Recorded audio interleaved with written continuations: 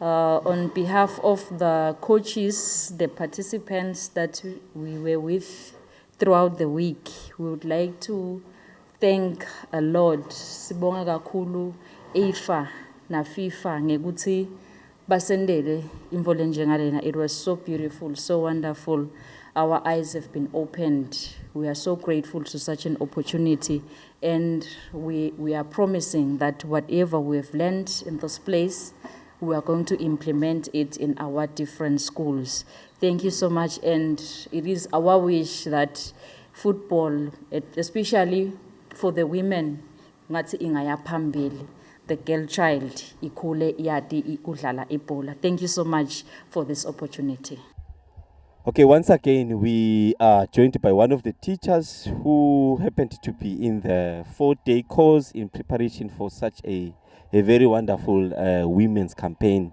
I'm proud that one of the teachers who is a coach educator as we speak, who has spent almost a week learning how to run a grassroots festival. Siyabonga teacher. Thank you so much, sir. Sinbonile, from Tuesday, you were in class as females discussing women football. What are the things that you'll actually point out in relation to women's football and also in relation to the program lenyentile namhla? Lengakusho ukuthi sifundzele okunengi ezibomake mayelana nebhola nje. Kuqala lesikufundzile ngokuthi ibhola ayisi ema-males kuphela but yawonke umuntu. Lokusho ukuthi nabomake kufanele ukuthi bayidlale ibhola, especially ke ukuthi la kangwane sine kusete kahle labomake labayidlalako. So la ku grassroots besifundiswa ukuthi bamfana asesiyicalele labamfana labancane bathi bakhula labamfana babe sebanalo lolwadi lwalebhola, especially the girl child. Umuntu uyadibuta sehlethi si society noma silive iba khona le belief noma ngingathi imyth lokuthi ma sports are somehow a delay noma mhlamba yabaphazamisa abantwana esikolweni. You are a teacher by profession.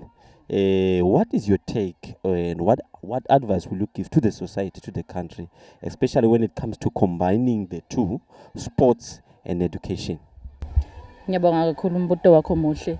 Okay, lokukhona ireality seyithi sesiphumile white collar jobs are saturated. Liqiniso lelo lesingeke silibalekele. Na ungakhumbula kahle ngisho esibayeni bakhala abantu ingonyama nayibite esibaya kwekuthi bamfa bethu bayafunza baye university bangawuthola umsebenzi. Banato certificate but bahleli nato emakhaya.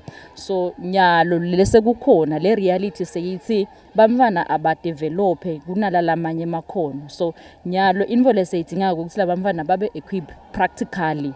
Labanye bamfana bagudi kuma sports kakhulu but ngalo ukuthi thine bese solo sinalo umcomvo ukuthi umfana afuna afunze aye enyuvesi.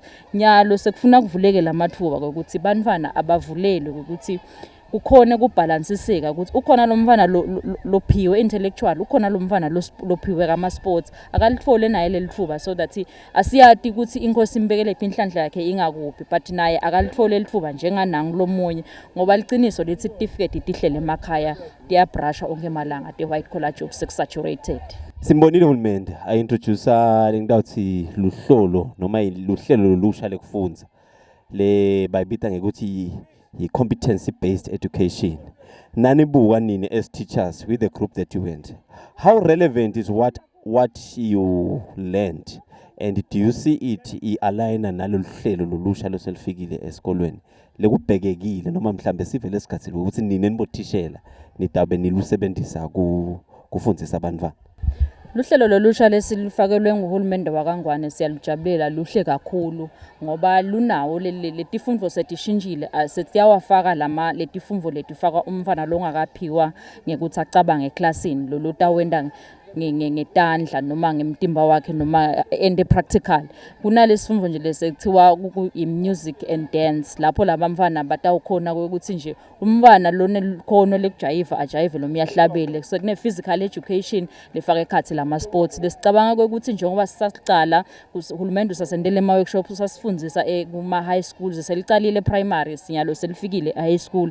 So ngicabanga ukuthi live seliya ngekuya liya ku understand lokho ukuthi bantwana abanikwe emathuba bonke, kungabi stream sinye se-white collar job but nema-practicals nema-sports sekayangena. Siyakujabulela, siyakubonga, siyathemba ukuthi kutawuba impumelelo. That brings us to the end of the Eswatini Football Association Women's Campaign 2026. We are looking forward into a number of initiatives, a number of programs that will see development of a girl child when it comes to Eswatini.